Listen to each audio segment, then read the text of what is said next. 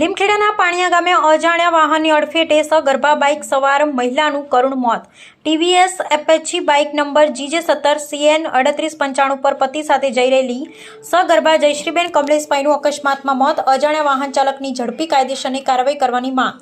લીમખેડા તાલુકાના પાણીયા ગામ નજીક નેશનલ હાઈવે પર અજાણ્યા વાહનની અડફેટે સગર્ભા મહિલાનું કરુણ મોત નીપજતા પરિવારજનો પર આબ તૂટી પડ્યું છે અને સમગ્ર વિસ્તારમાં શોકની લાગણી પ્રસરી છે।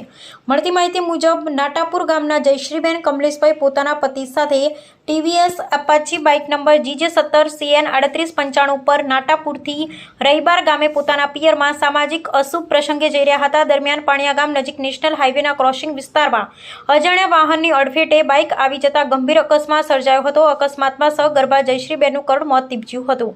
પાણીયા ક્રોસિંગ પર રોંગ સાઈડ વાહન ચાલકો સામે સવાલ। પાણીયા ગામ નજીકમાં નેશનલ હાઈવે ક્રોસિંગ વિસ્તારમાં રોંગ સાઈડમાં વાહન ચલાવવાના કારણે અકસ્માતનું જોખમ સતત રહેતું હોવાના આક્ષેપો સ્થાનિકો દ્વારા કરવામાં આવી રહ્યા છે। જો રોંગ સાઈડ ડ્રાઇવિંગ અથવા ટ્રાફિક નિયમોના ભંગને કારણે અકસ્માત સર્જાયા હોવાનું તપાસમાં સામે આવે તો જવાબદાર વાહન ચાલક સામે કડક કાયદેસરની કાર્યવાહી કરવામાં આવે તેવી માંગ ઉઠી છે।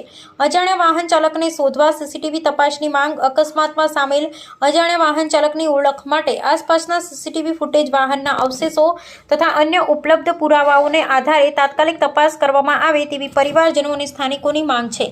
સાથે જ પાણીયા ક્રોસિંગ પર પૂરતી લાઇટિંગ, સ્પષ્ટ ટ્રાફિક સાઇનેજ, સ્પીડ નિયંત્રણ તથા રોંગ સાઈડ વાહન ચાલકો માટે નિયમિત ચેકિંગ કરવામાં આવે તેવી માંગ કરવામાં આવી છે। સગર્ભાના મહિલાના અકાળે થયેલા મોતથી પરિવારની ખુશીઓ છીનવાઈ ગઈ છે। હવે માત્ર અકસ્માતની તપાસ પૂરતી નથી, પરંતુ ઘટનાની જવાબદારી નક્કી કરી કાયદેસર કાર્યવાહી સાથે પાણીયા ક્રોસિંગને વધુ સુરક્ષિત બનાવવા માટે તંત્ર દ્વારા તાત્કાલિક અસરકારક પગલાં લેવામાં આવે તેવી લોકોની માંગ છે। અહેવાલ Kanubhai Patel, Public India News, Jasubhai Ganav અને અમય સત્યની સાથે।